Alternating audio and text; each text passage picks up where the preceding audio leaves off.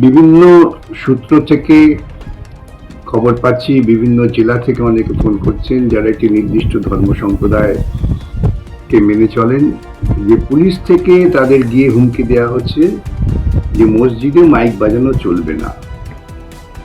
পুলিশের এই ভূমিকাটা আইনসম্মত নয়। মাইক প্রচার করার কোনো নিষেধাজ্ঞা কোনো আইনে নেই। যেটা নিষেধাজ্ঞা আছে তা হচ্ছে পলিউশন কন্ট্রোল বোর্ড তারা নির্ধারণ করে দিয়েছেন যে শব্দের মাত্রাটা কত হবে। বিভিন্ন এলাকায় সেই মাত্রার বিভিন্নতা আছে।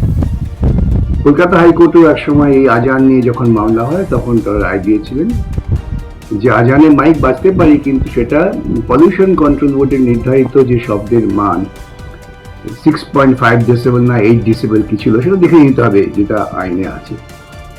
সেই সীমার মধ্যেই আওয়াজকে রাখতে হবে যাতে অন্য কোনো মানুষের শব্দ দূষণ না হয়।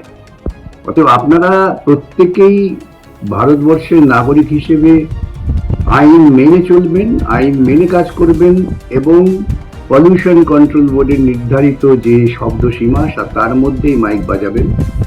এর বাইরে যদি পুলিশ এসে আপনাদের বলে মাইক সরিয়ে নিন, মাইক খুলে নিন, তাহলে পুলিশকে সবিনয়ে বলবেন যে আপনারা এরকম কোনো আদেশ দিতে পারেন না। যদি আদেশ দেন তাহলে লিখিতভাবে দিন কোন আইনের ভিত্তিতে দিচ্ছেন। কেন আমরা আইন মানতে চাই, আমরা কোনো রকম খেয়াল খুশিপনার মধ্য দিয়ে চলতে চাই না। এটাই হবে আপনাদের ভূমিকা। সকলের কাছে আমার অনুরোধ, শান্ত থেকে সুস্থভাবে আপনারা প্রত্যেকেই প্রত্যেকের ধর্ম আচরণ করতে পারেন, ধর্মটাকে মৌলবাদী পর্যায়ে নিয়ে যাবেন না।